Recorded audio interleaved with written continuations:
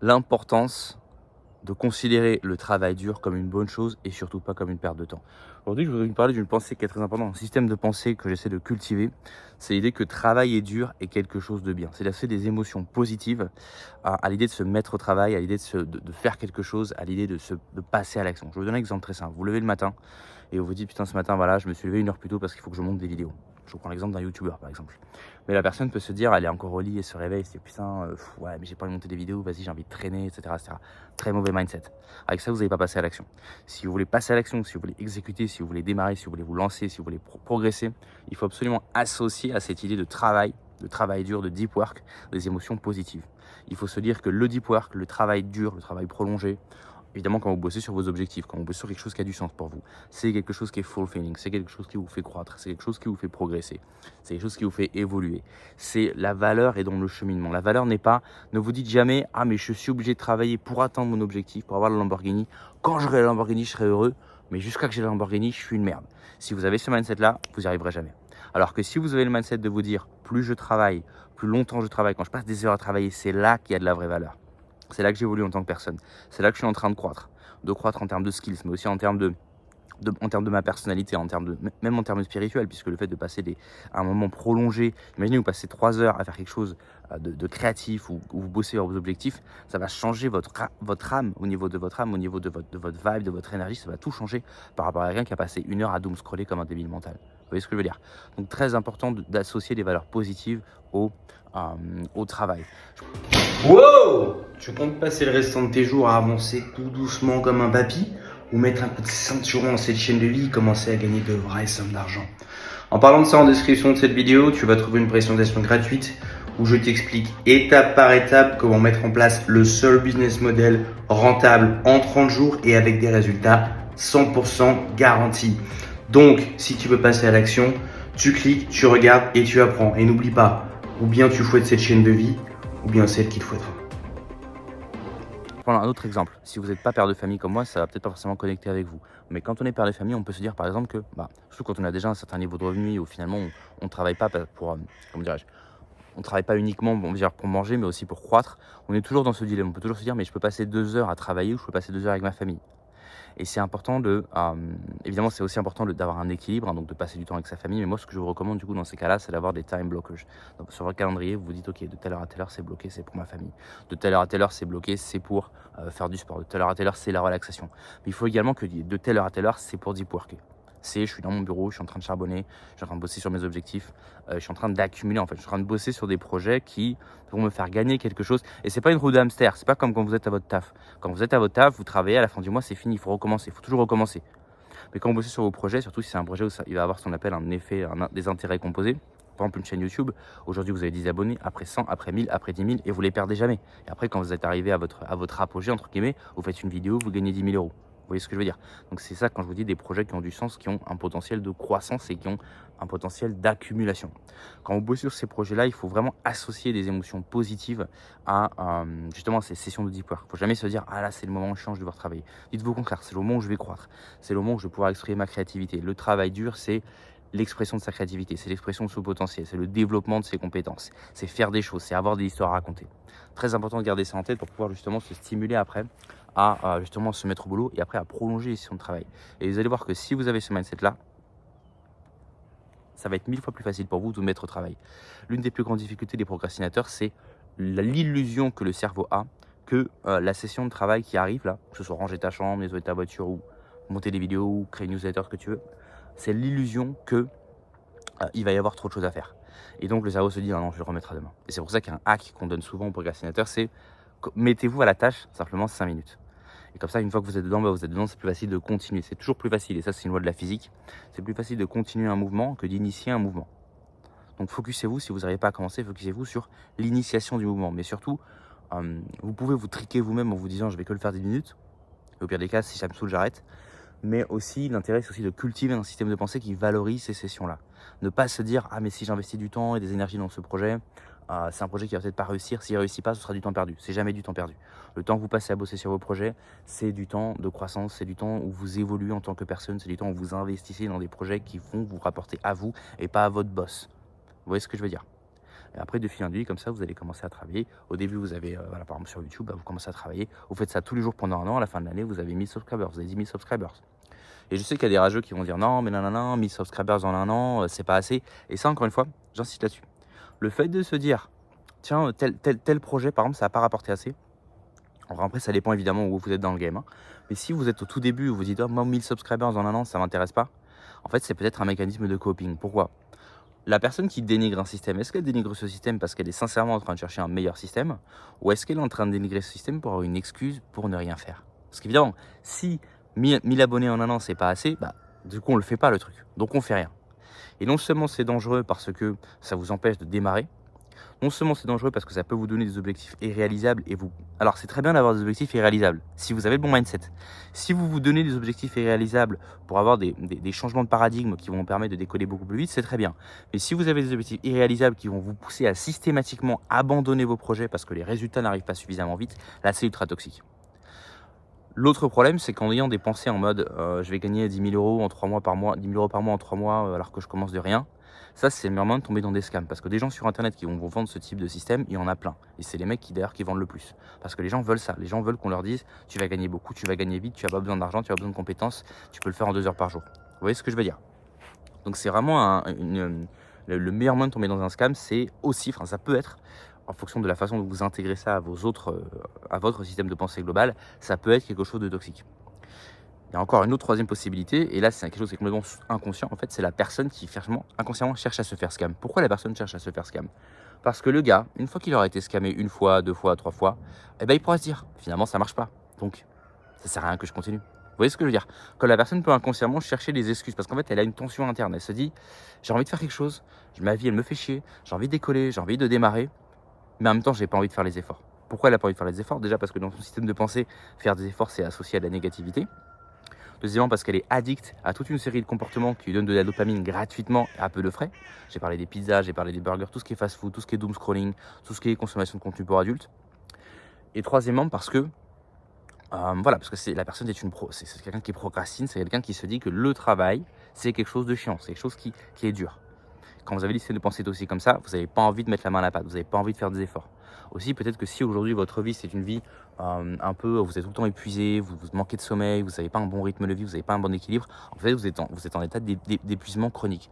Une personne qui est en état d'épuisement chronique, elle veut en même temps changer sa situation, mais elle ne veut pas faire plus d'efforts, puisqu'elle a déjà plus d'énergie. Donc automatiquement, les personnes vont chercher une excuse pour ne rien faire. Ce qui fait que la personne elle va peut-être chercher à se dire, moi de toute façon, je veux gagner très vite, beaucoup, sans effort. Et donc je vais tester des systèmes qui font ça, j'en teste 3. Si les 3 c'est des scams, eh ben j'abandonne tout, j'arrête tout. Et comme ça la personne elle aura une excuse pour ne plus rien faire. Elle pourra se dire voilà, moi de toute façon j'ai essayé, ces trucs-là c'est du scam, ça marche pas. Et ça lui permet de relâcher cette tension interne. Elle se dira de toute façon moi j'ai essayé. Alors, c'est toujours mieux d'essayer, moi je vous pousserai toujours, hein. C'est toujours mieux d'essayer que de ne rien faire. Quitte à ne rien faire, si pour toi le choix c'est ne rien faire ou tenter un scam, tente le scam. Ça se trouve, tu feras partie des 1 mec sur 1000 pour qui ça va marcher. Ça se trouve, tu vas aimer le process. Ça se trouve, tu vas rentrer dans le game et tu vas dire, ouais, finalement, le gourou, il s'est bien foutu de ma gueule, mais t'as vu, j'ai appris les compétences. En 3 mois, j'ai certainement pas eu le résultat escompté, mais ça va me permettre de démarrer une dynamique, ça va me permettre de démarrer quelque chose. Maintenant, j'ai une audience. Maintenant, j'ai appris à mieux m'exprimer sur Internet. Maintenant, j'ai plus peur de montrer ma tête face caméra. Maintenant, j'ai commencé à créer des produits. Maintenant, je me suis mis à l'aise avec certains logiciels. Et peut-être que maintenant, je peux pivoter. Sauf quand vous lancez dans une voie, on peut toujours pivoter. C'est pour ça que ça sert à rien de penser 100 000 ans au début à quel projet je vais faire, quelle vidéo je vais faire, quel nom je vais donner à la chaîne. Lancez et vous pivotez en cours de route. Vous voyez ce que je veux dire? Et ça va vous encourager du coup à travailler. Donc très important d'avoir ces systèmes de pensée qui vous poussent à aller travailler dur et qui vont vous rewarder en fait, non pas pour la récompense, mais pour le process. Très important de valoriser le process et non pas la récompense, puisque à valoriser la récompense, mais si la récompense ça vous met 3 ans à l'atteindre, si ça vous met 5 ans, si ça vous met 10 ans pour avoir la Lamborghini, c'est-à-dire quoi, pendant 10 ans, vous allez pas vous autoriser à être heureux. Pendant 10 ans, vous allez vous dire, moi de toute façon, je grind, je suis un grinder, ma vie elle va commencer quand j'aurai la Lambo. Et si vous l'avez jamais, ça c'est encore un autre truc. Imaginez que vous vous dites, ok, moi je veux la Lambo, je suis prêt à grinder 5 ans. Allez, mettons. Mais dans votre tête, comme vous vous autorisez pas à profiter du processus pendant ces 5 ans, dans votre tête, est-ce que vous n'allez pas vous dire, mais attends, c'est hyper risqué ce que je fais? Parce que je vais sacrifier ma vie pendant 5 ans pour un objectif qui n'est pas sûr. Puisque vous ne vous autoriserez à être heureux, à vous sentir bien, que lorsque vous aurez atteint cet objectif. Mais donc par conséquent, ça veut dire que tout le temps que vous allez passer jusqu'à ce que vous allez atteindre cet objectif, c'est le temps que vous allez sacrifier. Donc dans votre tête, votre cerveau, il fait immédiatement l'équilibre. Il dit, attends, moi, sacrifier 5 ans, je ne vais pas sacrifier 5 ans de ma vie, c'est énorme. Et donc, vous vous mettez jamais au travail. Donc vous voyez comme ce type de schéma de pensée toxique peut se développer comme une espèce de tumeur psychologique qui vous handicape, qui vous empêche de les coller. Donc, très important, privilégier les process, privilégier le process, valoriser le process et garder toujours en tête que le travail est dur, c'est une bonne chose. À partir du moment où on travaille sur ses projets personnels, à partir du moment où on travaille sur des projets qui vont vous rapporter des choses, qui vont pouvoir compound, d'accord. À partir du moment où le travail que vous mettez aujourd'hui en place va vous rapporter dans un an. Ce qui n'est pas le cas d'un emploi salarié par définition. Mais la différence, c'est que l'emploi salarié, certes, ce que vous faites aujourd'hui ne vous rapportera pas dans un an, il faudra toujours recommencer. Mais la récompense arrive beaucoup plus vite, elle arrive directement à la fin du mois et elle est garantie. C'est la différence entre l'entrepreneuriat aussi et le salariat. C'est que, j'ai déjà dit, pour moi, la grande différence, c'est qu'un job, tu échanges ton temps contre de l'argent. Donc automatiquement, ça ne peut pas se scale, ça ne peut pas se déléguer, ça ne peut pas se compound. Alors que l'entrepreneuriat, c'est échanger de l'argent contre de l'argent. Et donc ça peut scale à l'infini. Mais l'autre différence, c'est que dans le salariat, une fois que tu as le job, tu sais ce qu'il y a à faire et tu sais qu'à la fin du mois, tu es payé. Ça, c'est l'avantage. L'inconvénient, c'est qu'une fois que dès que tu arrêtes de bosser, c'est fini, ça ne rentre plus. L'entrepreneuriat, quand tu démarres, ou bien tu peux bootstrap le process, tu peux décoller beaucoup plus vite en ajoutant de l'argent ou parce que tu as une expertise particulière, tu as eu des années d'expérience en particulier, mais généralement, il faut quand même du temps pour décoller. Quand on veut faire une activité à son compte, quand on veut vraiment mettre en place un système, un business qui va pouvoir scale, qui va pouvoir être délégué, qui va pouvoir être automatisé, ça va mettre du temps. Mais au début, en fait, ça va rien rapporter. Les 3 premiers mois, les 6 premiers mois, la première année, en fait, c'est des mises en place. Tu mets en place ton audience, tu mets en place ton contenu, tu mets en place tes softwares, tu mets en place tu achètes tes outils. Tu te documentes, tu regardes, tu cherches de l'inspiration. Et c'est uniquement au bout d'un certain temps que ça va commencer à dégager des revenus. Moi, c'est pareil, sur Airbnb, le premier appartement, j'ai mis du temps à le trouver. Le temps de comprendre le business model, le temps de sortir, le temps d'aller démarcher les propriétaires. Mais j'étais dans un mood en fait où j'avais tellement d'énergie. Moi, quand je me suis lancé sur Airbnb, j'avais une jambe pétée. Pas une jambe pétée, je m'étais pété un machin dans le pied, un truc tout con. C'est un petit os en fait à la con, mais qui est super fragile et on se le pète facilement. Donc j'étais en mode, je marchais comme ça en boitant. Mais j'avais tellement d'énergie, je me dis, c'est quoi, je m'en bats les couilles si je boite. Je vais appeler des proprios, je vais aller sur place. Et si j'y vais en boitant, j'y vais en boitant. Et j'y suis allé en boitant. J'y suis allé en boitant mes premiers rendez-vous, d'accord. Et j'ai essuyé des échecs, j'ai essuyé des rejets. Jusqu'au moment où ça finit par réussir. Mais le temps de réussir, après prendre l'appartement, étudier le contrat, en parler à mon avocat, regarder chaque ligne du contrat, accepter peut-être des clauses qui n'étaient pas 100% à mon avantage parce que je voulais débuter, je voulais juste commencer. Pour moi, le mindset, c'était ok, mettez ce que vous voulez, de toute façon, donnez-moi juste l'appart, laissez-le-moi le mettre sur Airbnb. Tu vois ce que je veux dire? C'était ça le mindset. Ce qui n'est pas forcément non plus un bon mindset, puisqu'en réalité, dans ce business, le business, c'est à l'avantage du propriétaire. Et ça, il faut bien le garder en tête pour pouvoir convaincre. Mais il m'a fallu du temps pour trouver le premier appartement. Une fois que je l'ai eu, j'ai passé des soirées dedans, quoi. J'avais pris un appartement avec un loyer qui n'était pas très cher. Mais du coup, l'appartement, il y avait 2-3 petits trucs à refaire. Mais juste ces 2-3 petits trucs, j'ai passé des soirées jusqu'à 3h du matin. À être sur place, à faire venir des meubles, à monter les meubles, à réfléchir où est-ce que je vais acheter la déco, comment je vais décorer, comment décorer un appartement. Je passais des heures à consommer du contenu. Ça m'a mis un temps fou en fait. J'ai dû mettre 2 mois, peut-être 3 mois à setup vraiment le premier appartement, entre le moment où j'ai signé le contrat et le moment où le premier client est rentré dedans. Alors que maintenant, qu'est-ce qui se passe? J'ai des personnes qui sont dans mon réseau qui m'appellent, qui me disent il y a un appart qui est dispo. Tac, je regarde le marché avec les tools dont je vous ai déjà parlé, RDNA, Price Labs. Je regarde le marché, je me dis ok, ça c'est rentable. En plus maintenant j'ai de la donnée, j'ai de la data sur les listings que j'ai déjà en ligne, donc je sais que tel quartier c'est important. Non seulement parce que j'ai le software qui me le dit, mais parce que j'ai mes propres données maintenant qui me le disent. Et donc j'ai des personnes dans mon réseau qui m'appellent, qui me disent voilà, il y a un appart de près. Et ensuite, je rentre dans l'appart, je le visite. Il y a des visites que je peux faire même sans le proprio. C'est des visites, on me donne les clés, on me dit vas-y, va faire un tour quand t'as le temps. Ça, je peux le faire le soir ou quoi. Comme ça me permet de vous faire des vidéos, des fois aussi dans les apparts que je visite. Je vais sur l'appart, il me plaît, on signe. Bam, j'ai déjà ma liste de courses qui est préfaite. Donc je sais exactement ce qu'il faut que j'achète. Clic, clic, clic, clic, clic, tout est livré. Il y a genre 40 cartons qui arrivent dans l'appartement. J'appelle ma femme de ménage ou mon gars sûr ou une personne qui bosse pour moi à ce moment-là. Ça dépend des fois. Hein.